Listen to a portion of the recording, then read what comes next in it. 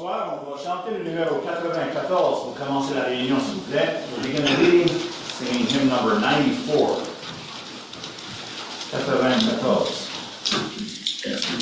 Rien ni de grand, ni de petit, rien venant de toi.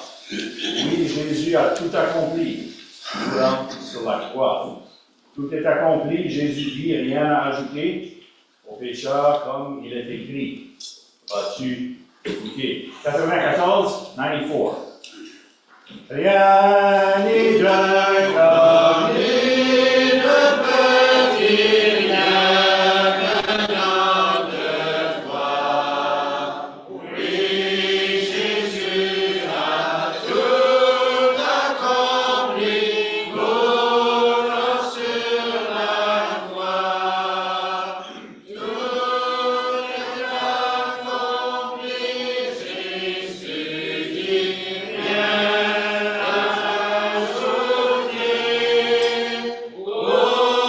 il est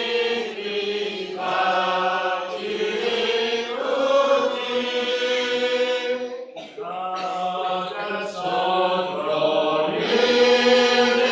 est descendu afin de mourir, c'est tout fut alors accompli pour le secourir.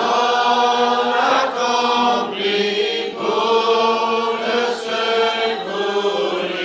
dit, rien à ajouter.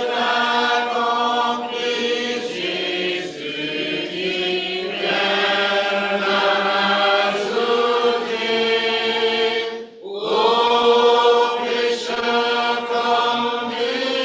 vas-tu écouter? Ô pécheur, si c'est accompli, pourquoi travailler? Cesse d'agir, tout est fini, oui, longtemps passé. Tout est accompli, Jésus dit, rien à ajouter. Ô pécheur comme il est écrit, vas-tu écouter? Gloire en l'œuvre de Jésus-Christ, glorieux salut. À la croix sans œuvre gratuite, offert au perdu. Tout est accompli, Jésus dit, rien à ajouter.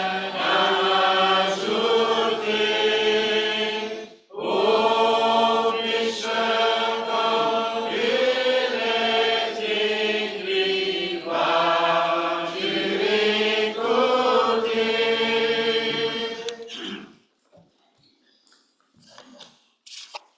il est écrit, vas-tu écouter? Bonsoir, bienvenue à la réunion et merci beaucoup d'être venu. Good evening, welcome to the meeting and thank you very much for coming. Notre frère Gérard Roy ne peut pas être avec nous ce soir, mais Dieu voulant, on espère l'avoir de nouveau avec nous la semaine prochaine. Donc, our brother Gerard Roy could not be with us this evening, but Lord willing, we hope to have him back with us next week. So, the meetings are announced once again for next Sunday night at 7 o'clock, and then next week, every night at 7:30. Donc, les réunions vont continuer, Dieu voulant, dimanche soir à 7 heures et la semaine prochaine, chaque soir à 7h30. Donc, on est bien content, comme j'ai dit, que vous êtes ici. We're very happy that you're here. Donc, avant de continuer par la prière, avant de continuer en ouvrant la parole, plutôt on va prier. So before we open God's Word, we'll bow our heads in prayer.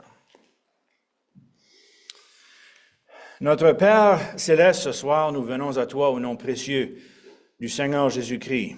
Nous sommes indignes d'être accueillis dans ta présence ce soir, mais nous savons que c'est uniquement à cause de la personne et l'œuvre du Seigneur Jésus-Christ que nous pouvons ce soir nous approcher de toi et te rendre grâce et t'adorer pour un si grand sauveur et un si grand salut. Père, ce soir, nous voulons te remercier pour la croix du Calvaire. On te rend grâce pour le sang du Seigneur Jésus qui a coulé là près de 2000 ans passés afin de nous laver de nos péchés. Et Père, nous voulons te remercier pour ceux d'entre nous ici ce soir qui l'avons comme sauveur, qui l'ont reçu à un moment donné dans nos vies, mais notre prière est particulièrement pour ceux qui ne sont pas encore sauvés ce soir et qui sont encore dans leurs péchés. Nous te prions que les passages que nous allons lire de ta sainte parole et les choses que nous allons essayer de dire avec l'aide qui vient d'en haut vont être utilisées par toi pour atteindre des âmes et que même ce soir, quelqu'un parmi nous pourrait être sauvé avant de quitter cette réunion. Ces choses, nous te prions et nous te rendons grâce au nom précieux du Seigneur Jésus. Amen.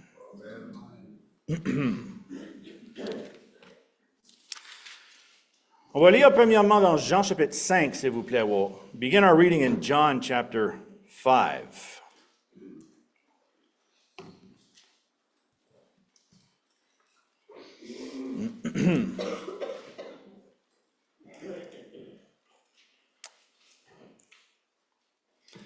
We'll read from verse 1 to verse 8. On va lire à partir du verset 1 jusqu'au verset 8. We'll read to verse 9 as well. Aussi jusqu'au verset 9. Après cela, il y eut une fête des Juifs et Jésus monta à Jérusalem. Or, à Jérusalem, près de la porte des brebis, il y a une piscine qui s'appelle en hébreu Bethesda et qui a 5 portiques.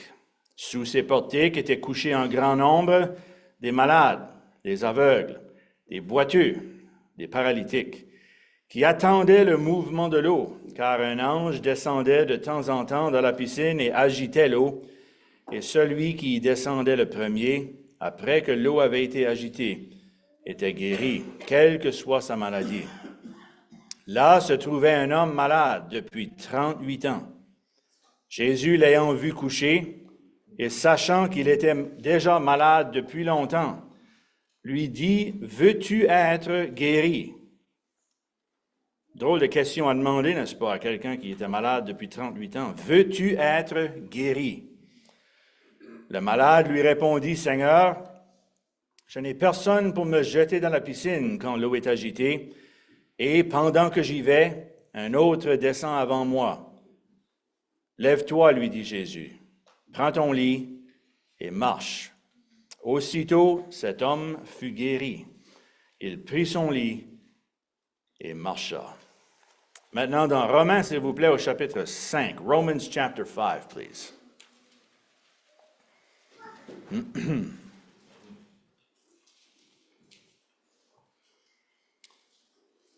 Verset 6, verse 6.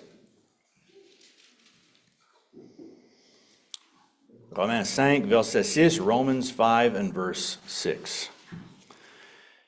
Car lorsque nous étions encore sans force, Christ, au temps marqué, est mort pour des impies. Car lorsque nous étions encore sans force, Christ, au temps marqué, est mort pour des impies. Dans Éphésiens, au chapitre 2, Ephesians chapter 2, please.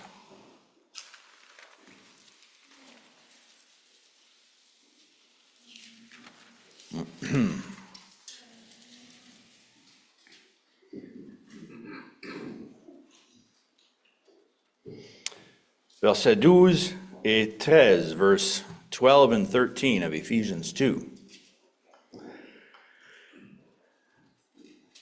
Maintenant, ces paroles ici s'adressent à des personnes qui sont sauvées, mais il leur parle du temps dans leur vie avant qu'ils étaient sauvés. Donc, au verset 12, il dit ceci, « Souvenez-vous que vous étiez en ce temps-là, c'est-à-dire avant que vous étiez sauvés. Vous étiez en ce temps-là sans Christ. privés du droit de cité en Israël, étrangers aux alliances de la promesse, sans espérance et sans Dieu dans le monde. Mais maintenant, en Jésus-Christ, vous qui étiez jadis ou autrefois éloignés, vous avez été rapprochés par le sang de Christ. Un dernier verset, s'il vous plaît, dans le livre d'Ésaïe au chapitre 55. A final reading in Isaiah chapter 55. Ésaïe se trouve vers le milieu de votre Bible. Isaiah is found roughly in the middle of your Bible. Ésaïe 55, Isaiah 55.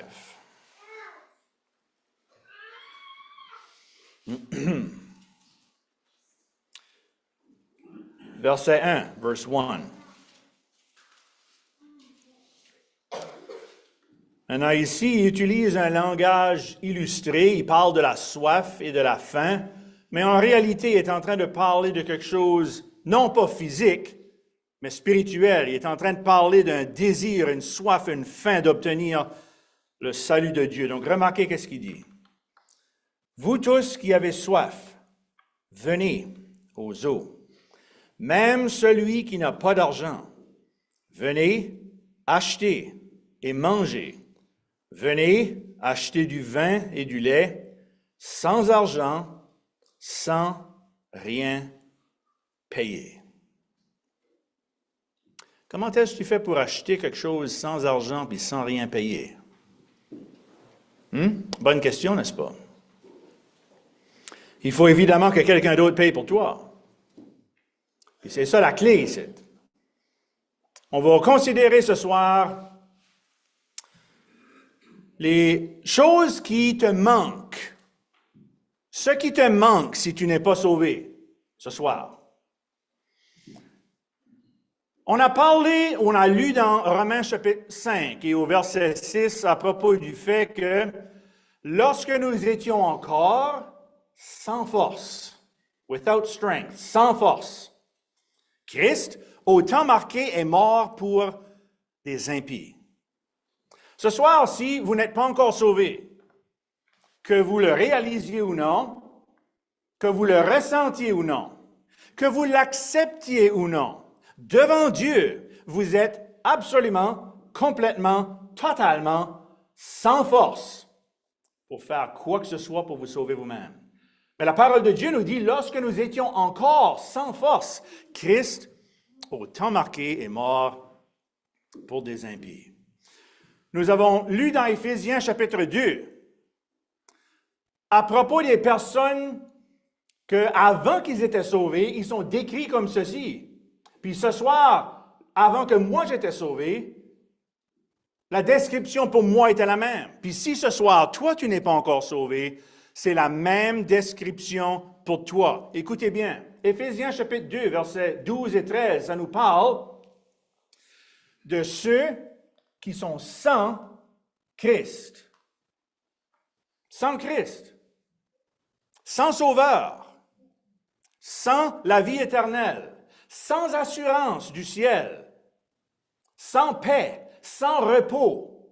Sans vraie joie. Sans Christ. Puis aussi, ces personnes-là sont décrites comme étant sans espérance et sans Dieu. C'est quelque chose, cher ami, ce soir, d'être décrit par Dieu comme étant sans Christ, sans espérance et sans Dieu. Et par conséquent, sans force. Sans force. La raison ce soir que nous avons lu dans Jean chapitre 5, c'est parce qu'on a lu une histoire à propos d'un homme qui, justement, était sans force, puis était sans espoir. Puis cette histoire-là se trouve dans l'Évangile de Jean parce que Dieu nous donne ce récit ici comme une illustration d'une personne qui a besoin d'être sauvée, mais qui ne peut rien faire pour se sauver lui-même ou elle-même. Donc souvent dans la parole de Dieu, le péché est comparé à des choses. Puis une des choses à laquelle le péché est comparé dans la Bible, c'est la maladie. Le péché est comparé à la maladie. Maintenant, comprenez bien, il n'y a aucune maladie dans ce monde, peu importe laquelle. Vous pouvez prendre les 10 pires maladies que vous pouvez penser, les mettre toutes ensemble, multiplier ça par 10, puis la totalité de ça ne vient même pas proche à pouvoir se comparer à la gravité et le sérieux de la maladie du péché.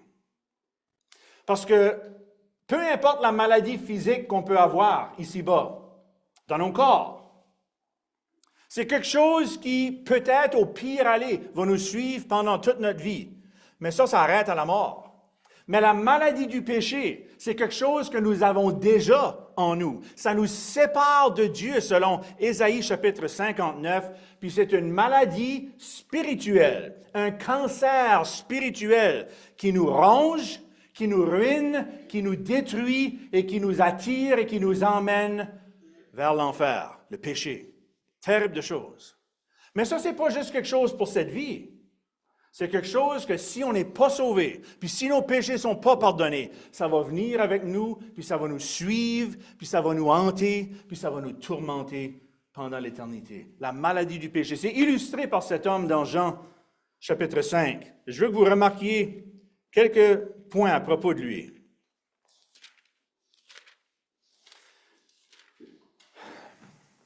Maintenant, cet homme était à côté de cette piscine-là.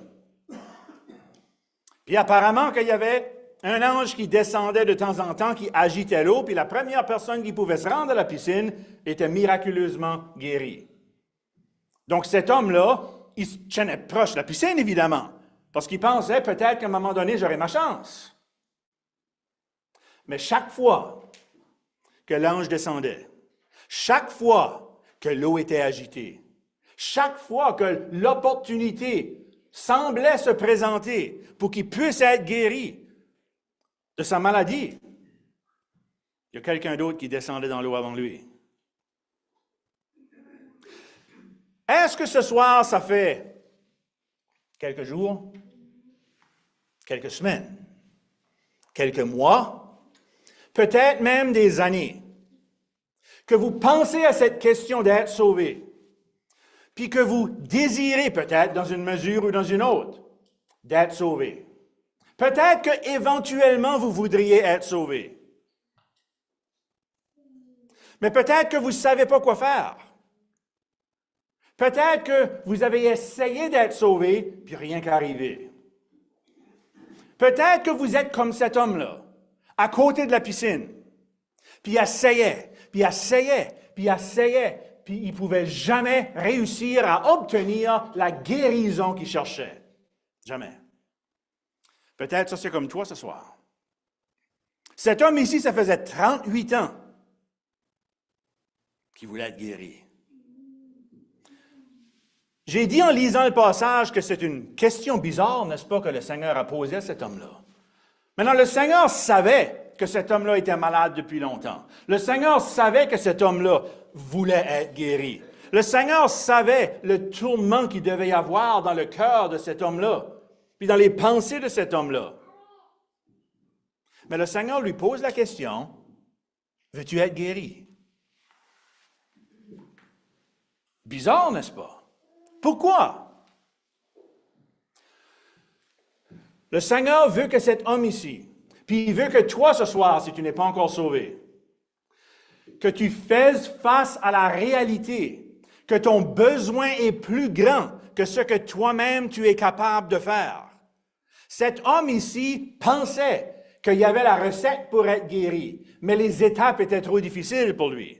Cet homme ici pensait qu'il savait exactement quoi faire pour être guéri, mais chaque fois qu'il essayait, ça ne marchait pas. Cet homme ici n'avait pas encore réalisé, ce n'était pas un ange qui avait besoin, ce n'était pas l'eau agitée qui avait besoin.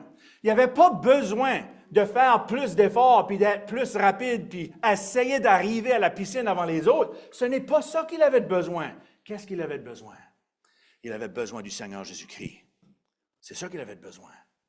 Puis, cher ami, ce soir, peut-être que toi, tu es comme cet homme-là, dans un sens, à côté de ta propre piscine. Puis, tu aimerais tellement pouvoir mettre les morceaux du puzzle ensemble, puis tellement pouvoir finalement déchiffrer, puis comprendre Cette question-là d'être sauvé. Puis si juste que je pouvais y aller au bon moment, si juste que je pouvais y aller avant les autres, si juste que je pouvais me traîner là, puis je finirais par y arriver. Puis ça que tu ne réalises pas, c'est ce que tu as de besoin.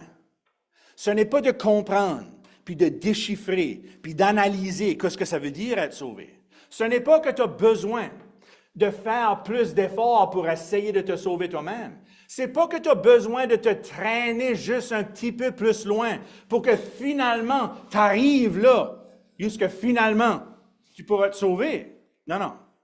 Ce que tu as besoin, cher ami, c'est que le Seigneur Jésus te sauve. Tu as besoin d'un sauveur. Tu as besoin de quelqu'un d'autre que toi-même pour te sauver de tes péchés puis te donner la vie éternelle. Mais c'était quoi le problème de cet homme ici? Pendant 38 ans, il y avait le même problème. Puis c'était quoi son problème? C'est qu'il était sans force. Mais il ne réalisait pas. Voyez-vous, lui, il pensait que je vais finir par déchiffrer ça, là, puis je vais finir par réussir à être guéri. Puis pendant toutes ces années-là, ça n'y avait jamais cliqué, il n'avait jamais compris, il n'avait jamais accepté le fait je ne vais jamais être guéri. Je ne vais jamais réussir. Je ne vais jamais trouver qu'est-ce que je cherche. Pourquoi? Parce qu'il était sans force. Réalises-tu ce soir que tu es absolument sans force pour te sauver toi-même? Tu pourrais lire la Bible d'un couvert à l'autre. Tu pourrais prier 24 heures par jour.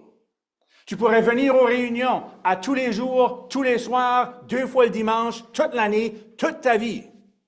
Tu pourrais être le plus sincère possible. Tu pourrais même essayer de nettoyer ta vie afin d'être un petit peu plus présentable peut-être à Dieu. Puis après tout ça, sais-tu quoi?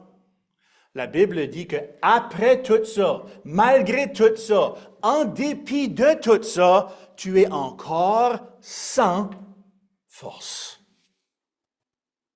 Tu n'es pas un pouce plus proche du ciel que tu étais avant que tu commences tout ça. Cet homme ici, ça faisait 38 ans qu'il était là.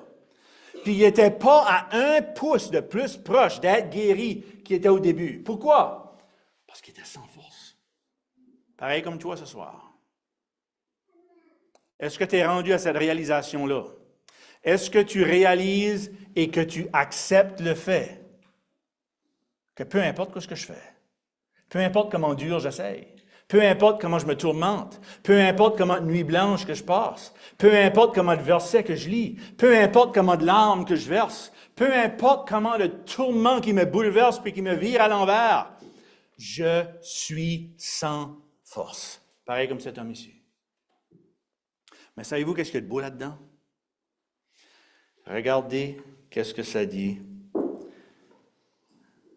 Ça dit que le Seigneur, sachant, au verset 6, Jésus l'ayant vu coucher et sachant qu'il était déjà malade depuis longtemps. C'était la première fois que cet homme ici rencontrait le Seigneur. La première fois. Mais le Seigneur connaissait toute son histoire. Pareil comme il connaît toute ton histoire. Il n'y a rien à propos de toi qu'il ne sait pas. Il y a même des choses à propos de toi que toi, tu ne sais pas. Mais Dieu sait tout. Aucun péché ne lui est caché. Il n'y a aucun aspect de ta condition devant lui qui échappe à Dieu. Puis ça, d'un côté, c'est effrayant. Parce que quand tu réalises que je suis découvert, dévoilé devant Dieu, puis il n'y a rien à propos de moi que Dieu ne sait pas, tous mes péchés, il les connaît, tous mes péchés, il les a vus, toutes mes pensées, il les entend. Puis si le Seigneur ne me sauve pas, c'est l'enfer, je ne peux pas aller au ciel de même. Je ne peux pas. Impossible d'aller au ciel dans cet état-là. Donc il y a un aspect où c'est terrifiant lorsqu'on réalise. Le Seigneur sait, connaît, comprend, sonde, dévoile tout à propos de moi dans tous mes péchés. Mais l'autre côté de ça,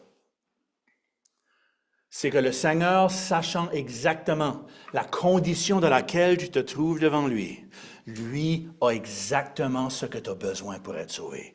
Lui est exactement ce que tu as besoin pour être sauvé. Ah oui. Encore, Romains 5, verset 6. Lorsque nous étions encore sans force, Christ, au temps marqué, est mort pour les impies. Il y avait un homme, à un moment donné, il était un peintre.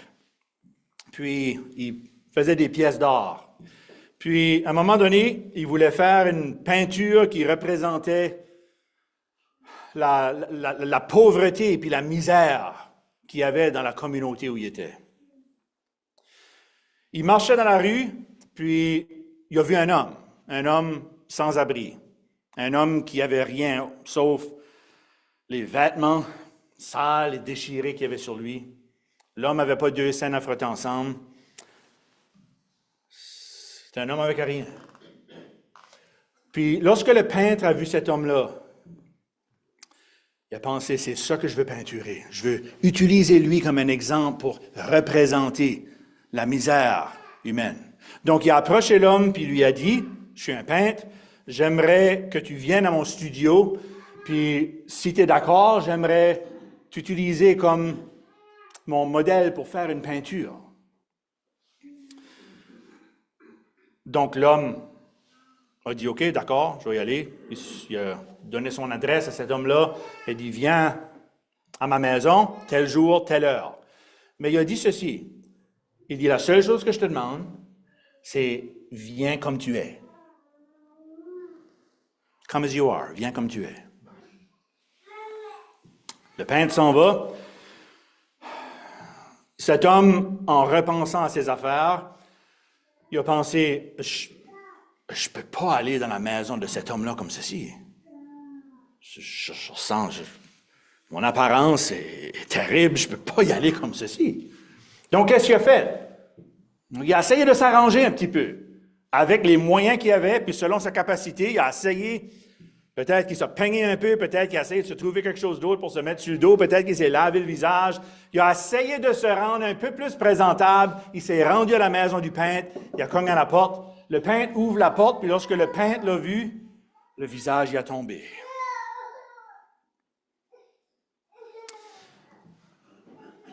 Le sans-abri a demandé au peintre, il dit, c'est quoi le problème?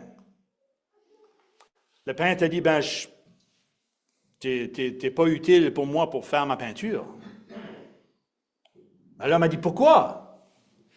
Il dit, je t'avais dit de venir juste comme tu étais, de rien changer, de rien essayer d'améliorer, de ne pas essayer de t'accoutrer différemment, de venir juste comme tu es. Mais dis là, avec les efforts que tu as faits pour essayer de t'améliorer et de changer, il n'y a rien que je peux faire. Réalises-tu ce soir que tout ce que Dieu te demande, c'est de venir au Seigneur Jésus tel que tu es? Vous dites, je ne sais pas comment. Exactement, viens comme ça. Vous dites, je ne sais pas quoi dire. Dis rien. Vous dites, tout ce que j'ai, c'est mes péchés. Exactement. Viens tel que tu es, avec tes péchés, avec ta confusion, avec ton aveuglement que tu vois juste, tu peux juste pas voir. Qu'est-ce que tu as besoin de voir? Tu ne peux pas voir le Sauveur, tu ne peux pas saisir. La croix, c'est encore un mystère. Viens à lui comme ça, perdu, sans Christ, sans espérance, sans Dieu et sans force. Viens tel que tu es. Maintenant, j'ai lu dans Ésaïe chapitre 55, puis je termine avec ça. Qu'est-ce qu'on a lu? Vous tous qui avez soif. Y a-t-il quelqu'un ici ce soir qui a soif du salut de Dieu? Que votre cœur, votre âme languit après le salut. Vous désirez être sauvé plus que toute autre chose. Vous avez soif de la vie éternelle. Regardez ce que ça dit. Vous tous qui avez soif, venez aux eaux. Même celui qui n'a pas d'argent, Hein, pareil comme ce pauvre sans-abri-là, qui avait rien. Il avait juste besoin de venir comme il était, avec rien.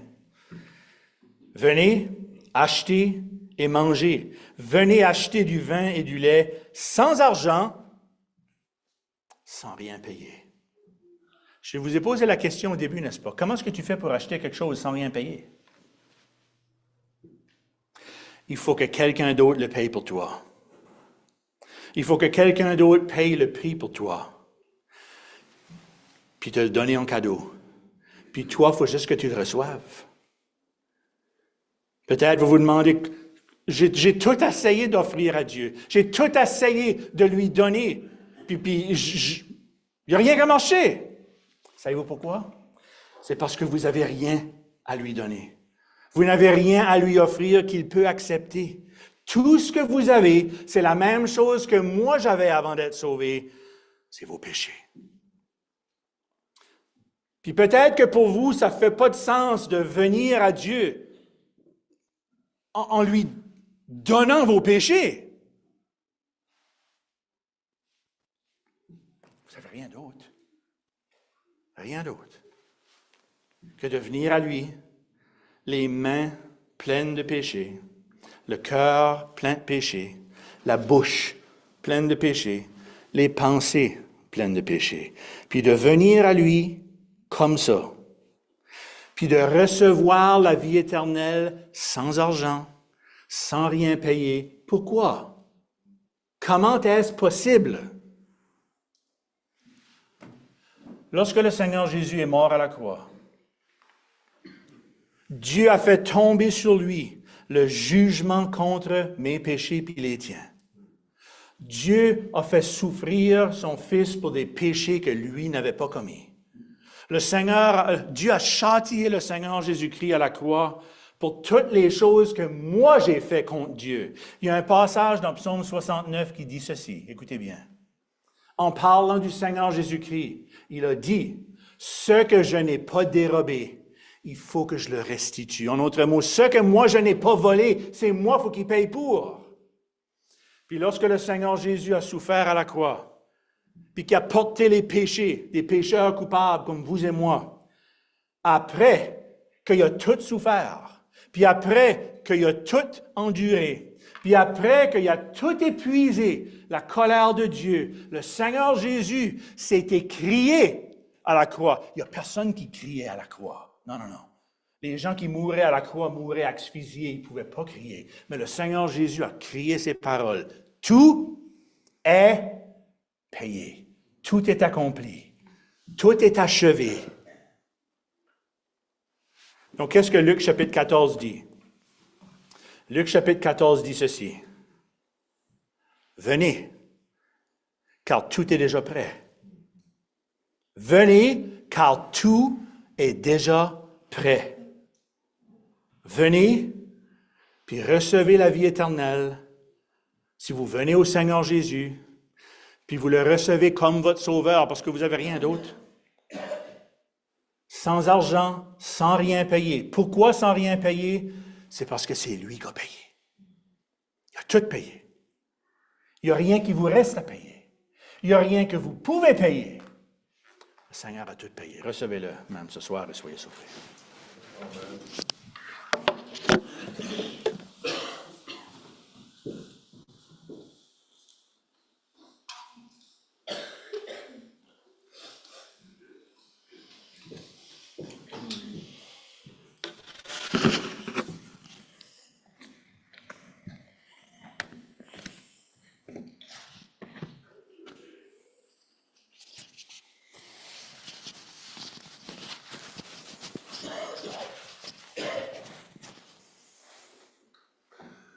Merci.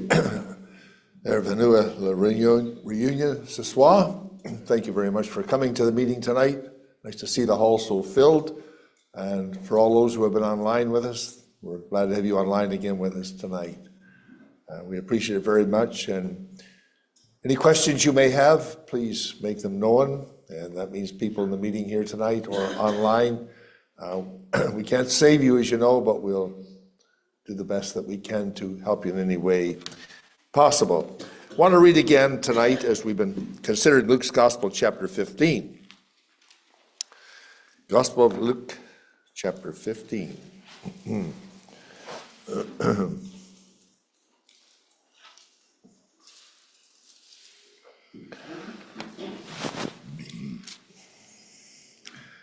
Now, we looked at a couple nights ago at the first one that is lost is the lost sheep. Then we have the lost silver. Tonight we're going to look at the lost son. Luke chapter 15, and we'll come in at verse number 11. Luke 15, verse number 11. It's all right. Take your time to find it. I appreciate you people bringing your Bibles and reading it. We want people to understand that what we're reading is not from something that we have. It's from the Bible, same Bible as you have, even though in a different translation. Luke 15 and verse number 11. And he said, the Lord Jesus, a certain man had 2 sons. The younger of them said to his father, Father, give me the portion of goods that falleth to me. And he divided unto him his living. Not many days after, the younger son gathered all together and took his journey into a far country, and there wasted his substance with riotous living. Now notice the boy just didn't bolt out of the house, slam the door. No, he's very careful. So he's gathering all together. You know what's on his mind? It's not going to happen to him what happens to others in the far country. He's different. You know, a lot of people think that way, that what has happened to others is not going to happen to them. They're different. Listen, I have met so many people that thought the same thing, and exactly. I know some that vowed they'd never touch drugs. Think again. Think again. If you haven't, good for you. So he gathers all together. Not many days after, the younger son gathered all together and took his journey. Now it's his journey, notice, into a far country, and there wasted his substance with riotous living. And when he had spent all, there arose a mighty famine. Boy, he wasn't planning on that. Not just a famine, a mighty famine in that land. And he began to be in want, something he never had experienced before. And he went and joined himself to a citizen of that country, and he sent him into his fields to feed swine. And he would fain have filled his belly with the husk that the swine did eat. No man gave unto him. So they don't. Verse 17, and when he came to himself, see, I don't know how far he was from home, okay? We're not told. But the distance of coming to himself was greater than the distance of going to his father. His thinking was so far off. Finally, it says that he came to himself. In other words, he got his thinking right. When he came to himself, verse 7, he said, how many hired servants my fathers have bread enough and to spare? I perish with hunger. You know what he's saying? My situation is ridiculous. So is yours. So is yours, friend. I don't want to sound unfair or crude or hard, but your situation tonight is ridiculous because it doesn't have to be that way. Nor did it have to be with him. But he's honest. He says, I perish. Okay? He could say, I could perish. That's some truth. He could have said, I will perish. That's more truth. But he says, I perish. That's all the truth. See, likely in the gospel meeting after, what are we into our 3rd week of gospel meetings, you think that you're progressing. No, you're not. No, you're not. You're never further from that door on the chart than you are tonight. Never have you been closer to the pillar of death than you are tonight. So the truth is, I perish. That's what he says. With hunger. Verse 18, I will rise and go to my father. Notice he doesn't say, I'm going to rise and go home. Oh, no. The way home is to the Father. The way to heaven tonight is the Father. And coming to the Son. That's what Matthew chapter 11 tells us. I'll rise, go to my father, and say to him, now listen, it's kind of cute, isn't it? He's figuring out how he's going to get saved. Go ahead, boy. He says, and I'm going to say, I have sinned against heaven and before thee, and I'm no more worthy to be called thy son. Make me as one of thy hired servants. Listen, friend. So you understand, God isn't looking for servants because he doesn't need them. He will make you a son before ever he makes you a servant. Notice how his language changed. Before he left the house, he says, give me, give me. Now he's saying, make me, make me. In other words, there's something going against his will. Make me as one of thy hired servants. He arose and he came to his father. But when he was a great way off, great distance, his father saw him and had compassion and ran and fell on his neck and kissed him. And the son said unto his father, I have sinned against heaven.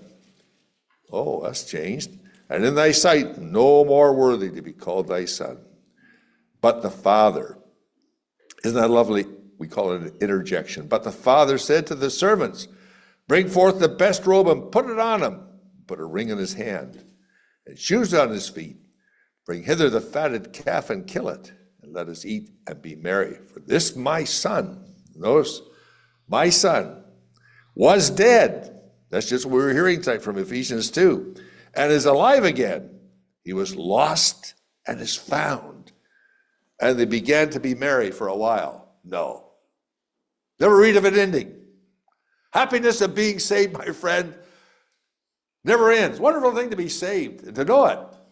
I'm just thinking now, Jane and I were going into a McDonald's in Calais, Maine on our way to Bangor this morning, and young girl behind the counter was waiting on us, and I had one of those sneezes that came up that near blew the doors off the place, but anyhow, we exploded, and she says, well, bless you. I said, excuse me, ma'am, he already has. Saved it on my way to heaven. Oh. Well, it so rattled her, she couldn't get the order right. And more than that, she couldn't get the change right. The poor girl had never, so I gave her a gospel tract. And she said, I will read it. So I don't know. But it's the truth, Fred. Wonderful thing to be saved. Wonderful thing. God has blessed us. Why can't I smile? Why can't I be happy? Is there a law against it? No, my friend. The joy of salvation, the joy of knowing your sins forgiven. Christ is your Savior. Wonderful. Shirley and I rejoice in it. We thank God. Both sides. Parents are in heaven. Saved. Secure. Remember, you're not secure, you're not safe until you're saved. So let's consider this young man here tonight. Someone has said, some writer wrote, he says, it is the promised son telling the story about the prodigal son. I mean, here's a son that never disobeyed his father, the Lord Jesus. Never did. And he started telling about a rebellious son. I think if you go back to Genesis chapter 3, now, I don't think Abel was the nice little boy in the house. It wasn't the favorite. I think he was a little rebel. You know why? Because he realized his need. The elder son didn't. And there's an elder son in this chapter. He didn't realize his need either. So it kind of fits with the beginning in Genesis chapter 3. We have the same thing in chapter 4 here in Luke's Gospel, chapter 15. So, he had a choice, okay? We pointed out that the sheep was lost innocently. The summer was lost irresponsibly, irresponsibility. The son was lost intentionally. Isaiah 53 tells us that. All we like sheep have gone astray.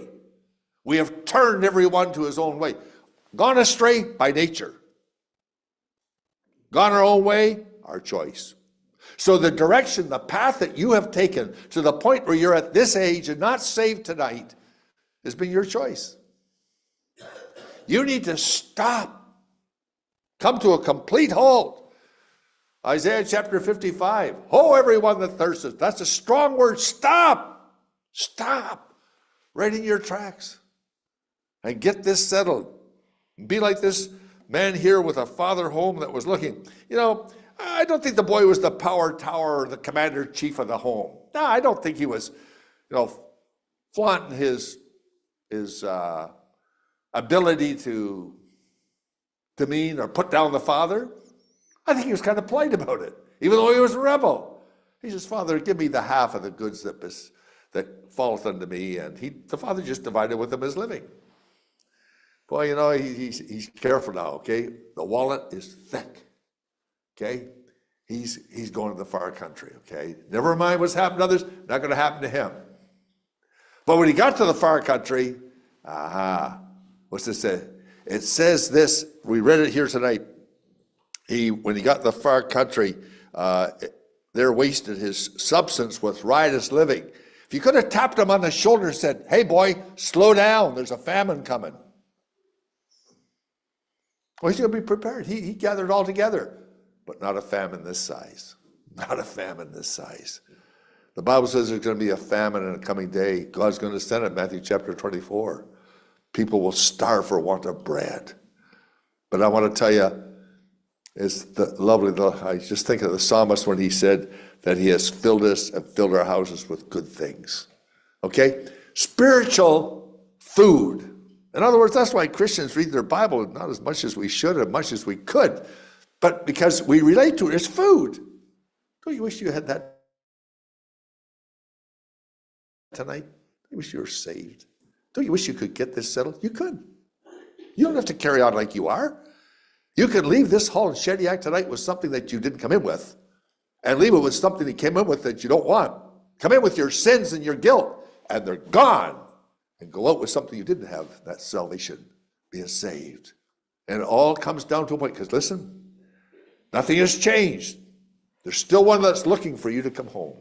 If you went back and read about this calf that was being killed, that calf was born the day that he left home. It doesn't say, I'll go to the barn and get a fatted calf. No, he said get the fatted calf. In other words, the Father was expecting him to come home. I want to tell you tonight, my friend, there's one in heaven that longs for your salvation, that expects it. He has every reason to. But that doesn't force you to do that. You have to come to realization, hey, listen, I've got to get this settled. Wasted. I know those old country songs about wasted years and all that. I don't know what they know about it. I'll tell you, the years go in. Let me tell you firsthand, they go too fast. Too fast.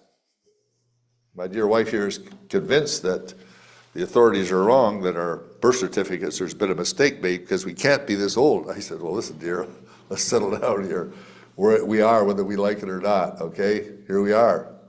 But God has blessed us with wonderful health and strength, and I want to use it for the Lord. I want to use it for his people. And I want to use it to preach the gospel and to speak to people about their need and to invite them out and tell them there's a Father waiting for them. But you can't call him your father today because you're not born into his family. But you can be. So anyhow, he gets down to the far country, they're wasted.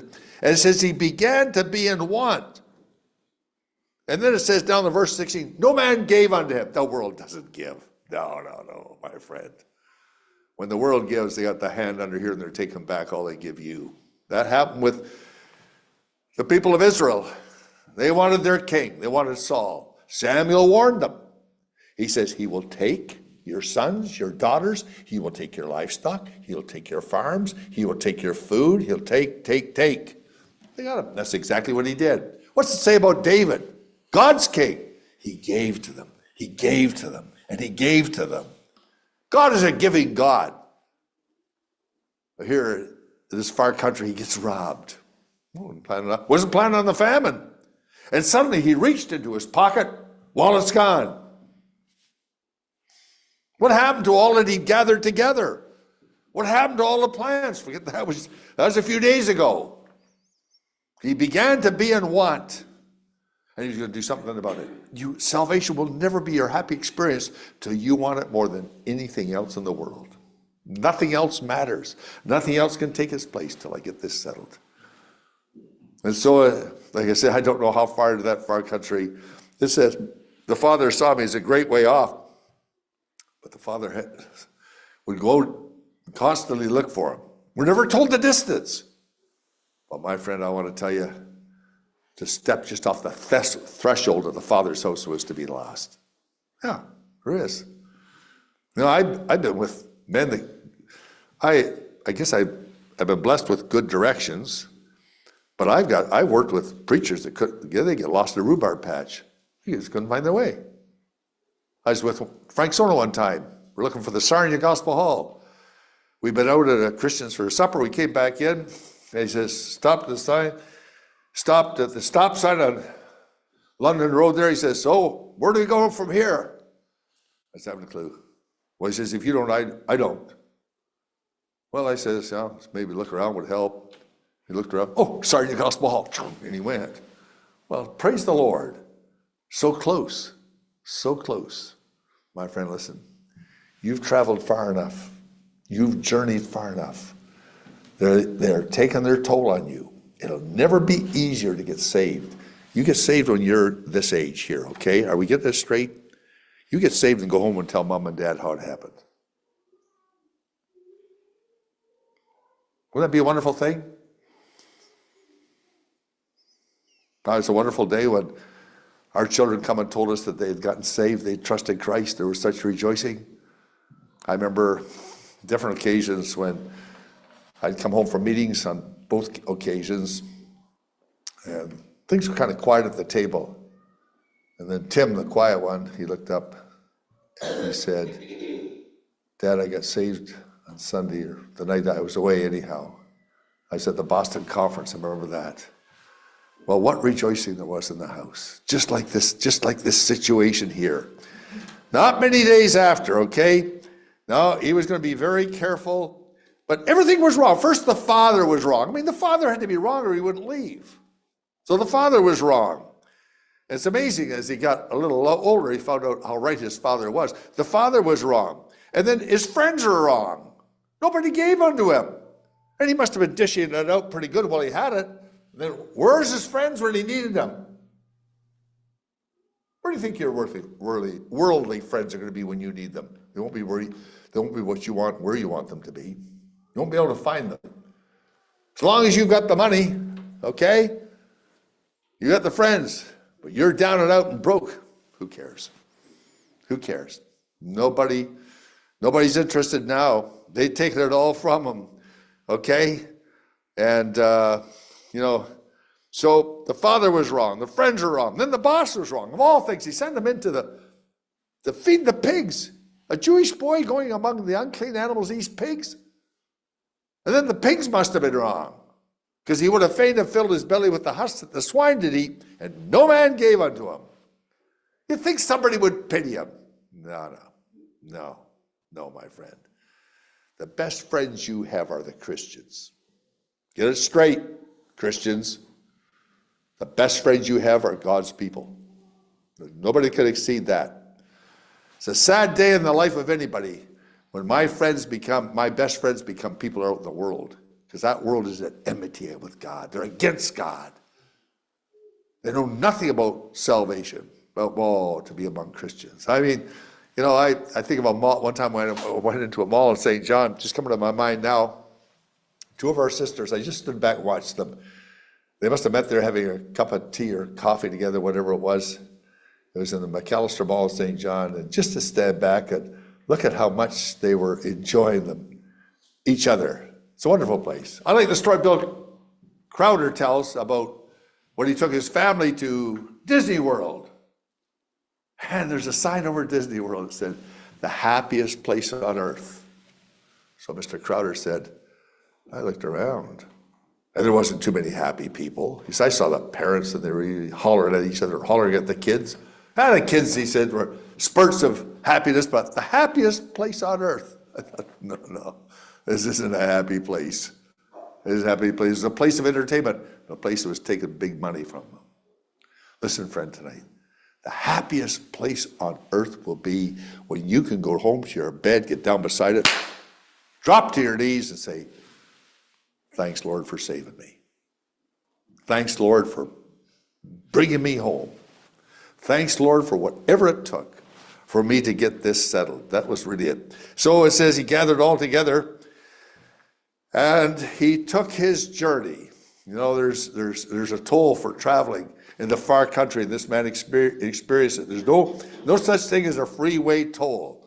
They're talking about removing the tolls in New Brunswick and the bridge or whatever. They might do it, but you're going to pay for it somewhere, okay? There's no free lunch. It'll be in the gas. It'll be in somewhere you are going to pay. But the salvation tonight is free. There's no small print. There's no conditions on it that you do this, that you've got to Not at all, my friend. Man said to me the other day, well, it was back a while ago, really. So I get saved. Gotta go out and wear a suit and tie like you. I said, where else you like? Listen, I says, you get God's salvation, you won't care what you've got to do. It won't even cross your mind. No, not at all, my friend. Wonderful thing to be saved. Wonderful thing to have reason and a settled mind. We live in a world tonight, and I don't have to come here to Shediac to tell you that it's upside down in its thinking and everywhere else, just like that, because they've never come to themselves. They were here for entertainment, there for entertainment, whatever there might be. Again, at Disney World, remember when the Japanese contingent came over to see, it was in Florida, the one they came to see, and he talked to Al Eisner was his name. He was the CEO of Disney World. And so the head of the Japanese delegation said, Mr. Eisner, can you in just few words tell us why the success of Disney World? Oh, he said, yeah. He said, see those cars lined up out there waiting to get in here? Yes, I see them.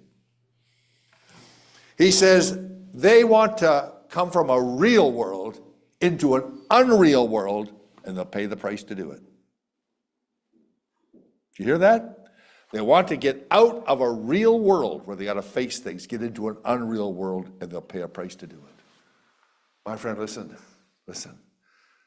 There's nothing left in that world. There isn't. Oh, no, I'm not saying it doesn't have pleasures. The Bible says it's for a season. And that season can be very, very short. I talked to an aircraft mechanic today in Holton, Maine.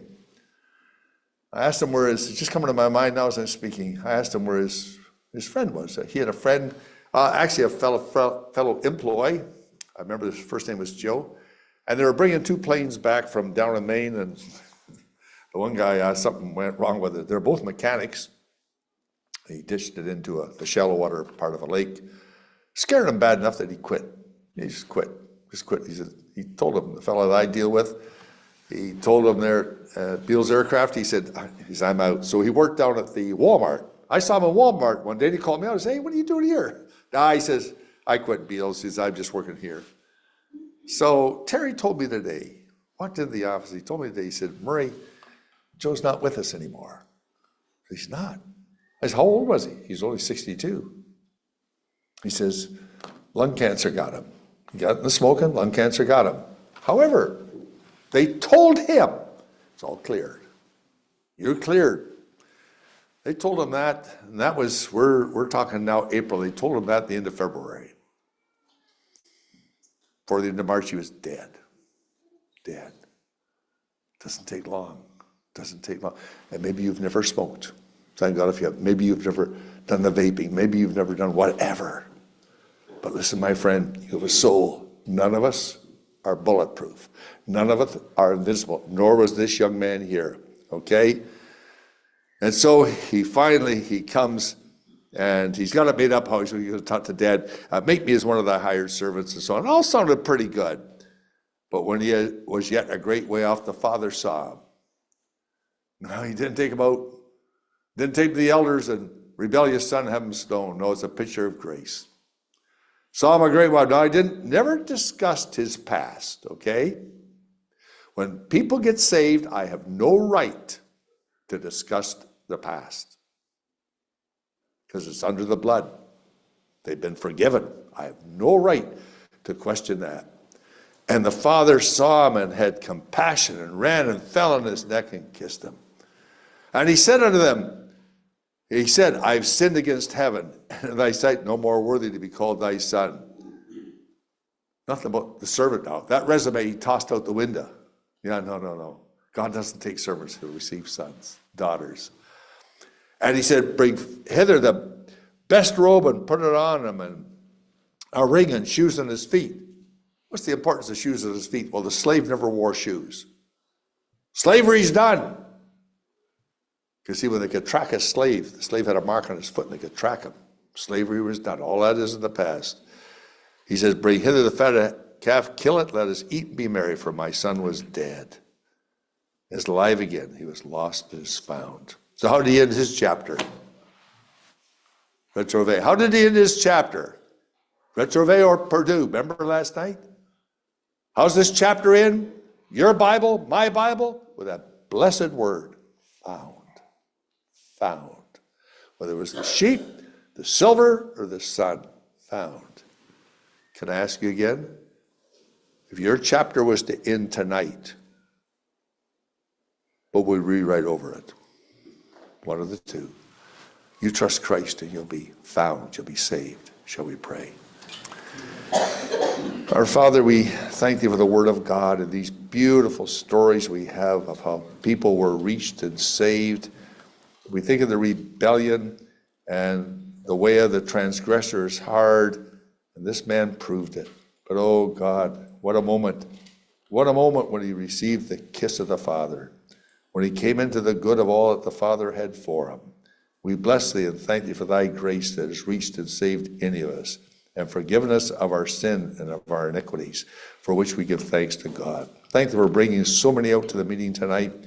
Some have come a distance. We appreciate that, made a real effort to be with us. And we give thanks to God for the mercy. Remember those online tonight, those that are not saved, pray that thou speak to them, we ask in the Savior's name. Amen.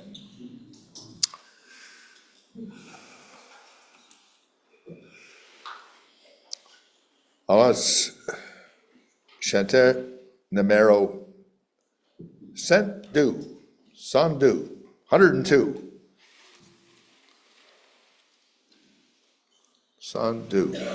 102. Viens, viti oppressé du péché, assouvez si longtemps, Jésus, seul pour lever, sans prix gratuitement. 102, and our meeting is over. Viens vite, oppressé Du péché, merci.